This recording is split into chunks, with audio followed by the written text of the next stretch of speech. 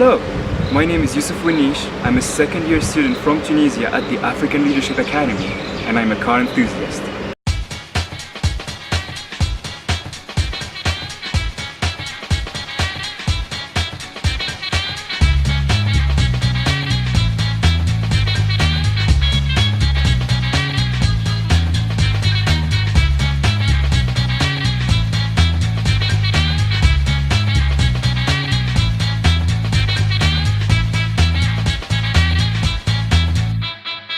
When I was 9 or 10 years old, I used to have a collection of model cars. I didn't like the fakely designed models, and I used to tell my father, no, I'd like the real ones because someday they're surely gonna get bigger and I'm gonna be driving them and I'm gonna go faster than you. That is surely why I value creativity so much today, and I'm betting that's the mindset that brought me to what I'm doing today. I learned how to drive at a very young age, and I decided that I didn't want my passion to be limited to just looking at those machines from a far distance and appreciating them without doing anything. I always had that desire of creating something my own and having an impact on my community. And that is exactly what I've done with Tunisian Cars magazine. Being the youngest journalist in the automotive field in Tunisia allowed me to experience my passion with different lenses, meet new people as well, which helped me develop my social skills, and also have an impact on people and enthusiasts through the articles that I write, shared success stories related to cars, and of course, car events. Along with my Tunisian colleague, we also try to use cars as a powerful tool to promote tourism in Tunisia, as well as raise awareness about different issues that touch our country, especially after the 2011 Tunisian revolution. But more importantly, we use Tunisian cars to reunite people with one shared interest. From the first day that I've met Yusuf, I knew he was very caring and supportive because I felt very welcomed and guided till I got fully adapted to the school. The first discussion that I had with Yusuf was about cars, and that's where I knew his passion for cars. And it was truly inspiring because from that I knew he was someone who goes for what he wants. And something else I know about Yusuf is that he likes to challenge and push himself. He's actually very hardworking, and he always tries to get out of his comfort zone. And for those reasons, I appreciate having him as a roommate.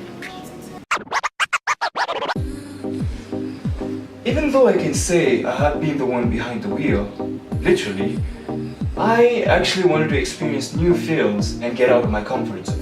In 2015, I participated in a creative idea pitching competition called the Diamond Challenge. In that competition, I presented my very own design of a futuristic car, and that was my take on design and 3D modeling. Later that year, I wrote poetry, and that not only allowed me to participate in the Tunisian National Poetry Competition, but also win the first place and improve my writing style for the articles of the magazine. Logically, music was the next step, and I created my very own remix in early 2016.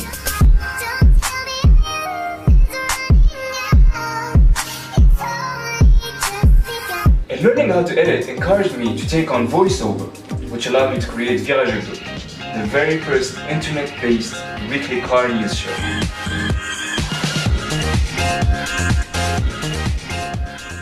Salut les passionnés et bienvenue dans Virage. But I didn't stop there, because then I moved on to filming and presenting in front of a camera, which led me to create my very first video report for an international car event.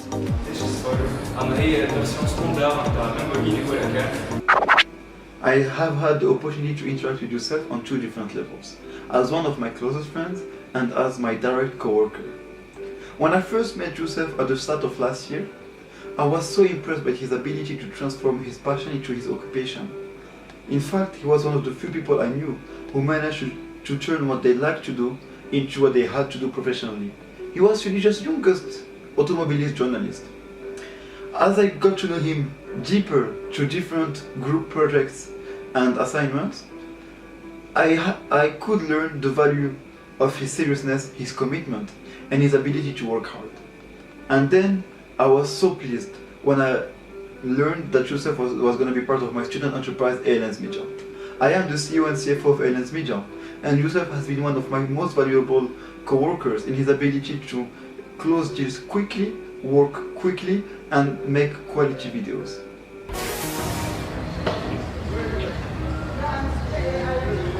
My mother used to tell me that curiosity is a bad thing, but it isn't. It's actually what pushes me to simply learn. And that is when ALA intervenes, interacting with people from all over the African continent and working together in the entrepreneurial leadership classes, diving in the sea, cultures, languages, just people. To my eyes, that is what made this experience unforgettable and unique. And that is also why I am looking at Rochester. I am looking forward to moving from an African experience to a global experience with an astronaut overview effect through the eyes of the bee of U of R. I met Yusuf last year. He's my student actually this year in writing and rhetoric, but I met him last year as his academic year head, and we got to know each other really well. In fact, he and two of his friends started a coffee business, and I proudly can say that they did most of their experimentation with coffee at my house here on campus, and I then became one of their best customers. Yusuf is brilliant.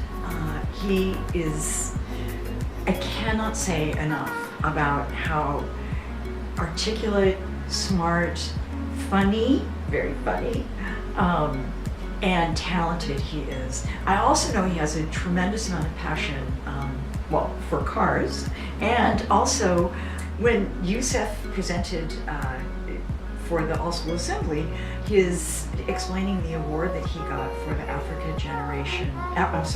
Energy Generation Prize. He told us that he actually gave up the opportunity to go to Togo to work actually for a year, and rather decided to come here, which I think is a testament to just the kind of leader and entrepreneur that Yusuf has the potential to be.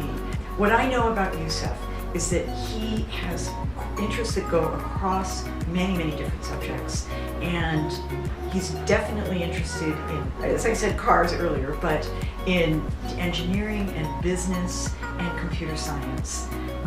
What I know about Rochester is that students have the opportunity to design some of their own majors, and I can imagine him putting together a wonderful program and having the opportunity to work with some amazing students at Rochester. I can't recommend him highly enough.